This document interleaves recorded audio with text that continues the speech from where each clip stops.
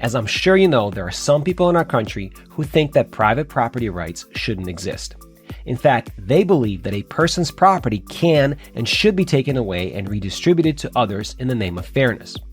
Luckily, the people who think like this have historically been outnumbered by those of us who think that the right to own private property is a right granted by the Constitution.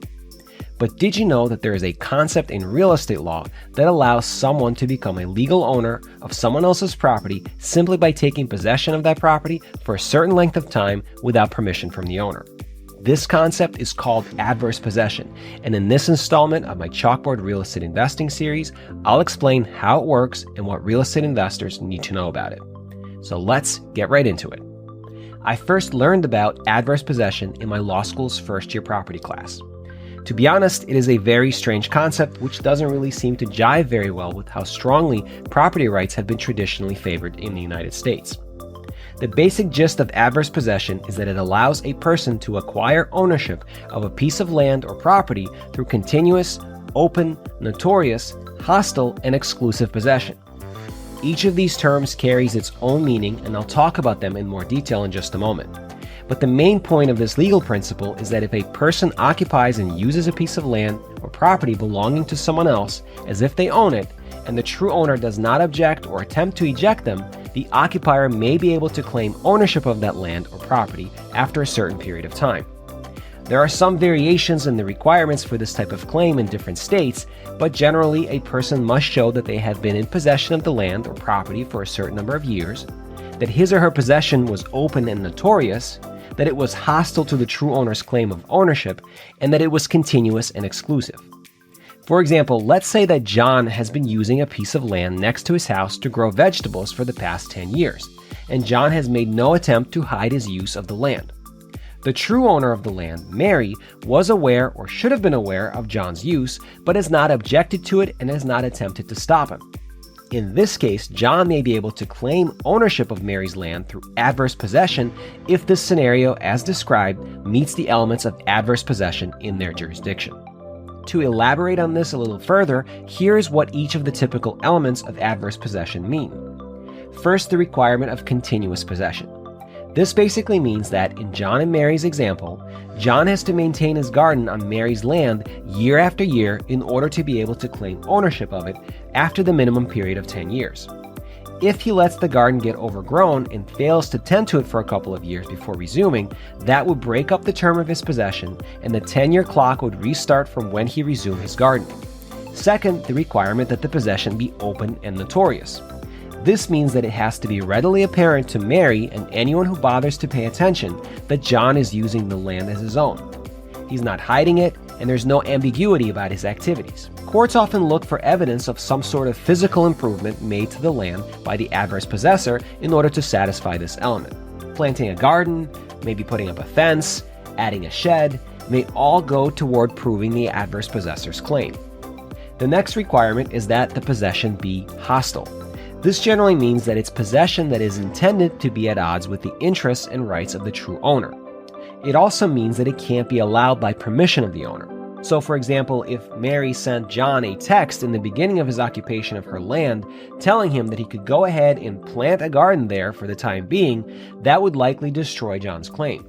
Because this way of obtaining title to a property has been viewed by some legal scholars and legislators as unfair and exploitative, some states also require that in addition to the element of hostility, the adverse possessor be proceeding under a claim of right.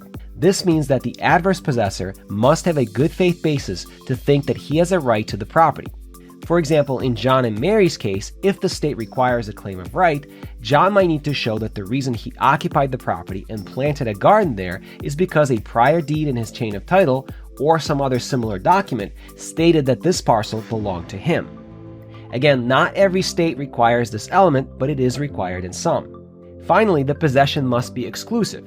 In other words, John can't let Dave or Mike also use part of the land to plant their own gardens, and he also can't let Mary use that land for anything else either. One of the ways that John could show that his possession was exclusive is by building a fence or putting up no trespassing signs or things of that nature. Okay, so you may be thinking, if it's just gardens and vacant parcels of land, I don't really care because I invest in rental properties or I do flips. Houses and structures is what I care about because that's where the money is. Yes, except this isn't technically limited to just vacant land. Adverse possession can apply to improved properties as well. As long as the elements are met, an adverse possessor can get title to a house in the same way as to a parcel of land. It's true that it would be pretty unlikely for someone to occupy a house owned by another person for 10 years without permission and without the true owner doing something about it. But there are scenarios where this has happened. But even aside from that, there are other scenarios where the acquisition of a piece of land by adverse possession can dramatically decrease the value of a property improved by a dwelling. There are actually numerous examples I can think of where this would apply and where landlords and flippers need to pay attention. For example, an adverse possessor may get title to a water well that is located on the property and decide that he won't allow the rightful owner to use water from that well, forcing the owner to spend money digging another well or trying to pipe water to the property from somewhere else. Or an adverse possessor, through continuous use, may take away an owner's right to a waterfront, or a right-of-way, or a parking lot. Or the adverse possessor may take away a chunk of land that would change the amount of setback the property has, thereby preventing the true owner from further developing the property and building another structure or an addition, or rendering an existing structure in violation of the local zoning code. All of these scenarios are possible and very costly, and all investors should be careful not to inadvertently allow someone else to steal their property from them in this way. Alright, so if this concept seems unfair to you based on how I described it, why is it allowed at all? Why would our court systems and legislatures allow this to happen? The answer is because they want to encourage property owners to be attentive to their properties and to not be absentee owners who don't take care of their properties. The state governments that allow adverse possession have made the calculation that it is overall better for the public good to have someone who did not pay for the property, but who has been taking care of it for a significant period of time, to have a superior claim to ownership of that property than someone who did pay for it, but hasn't bothered to do anything with it or even cared that it was being used by someone else. I'm not saying that I agree with this calculation, but that's what it is, and investors and homeowners need to be aware of it and take the proper measures to ensure that someone can't claim adverse possession against them. As always, if you're ever in doubt, consult with a qualified attorney in your jurisdiction before making any legal or financial decisions. Speaking of legal decisions, if you own any of your real estate through an LLC, you need to watch this video next because I bet you're making one of the mistakes I mentioned in that video, and that could cost you a lot of money if your LLC gets sued. So tap or click the screen, and I'll see you there.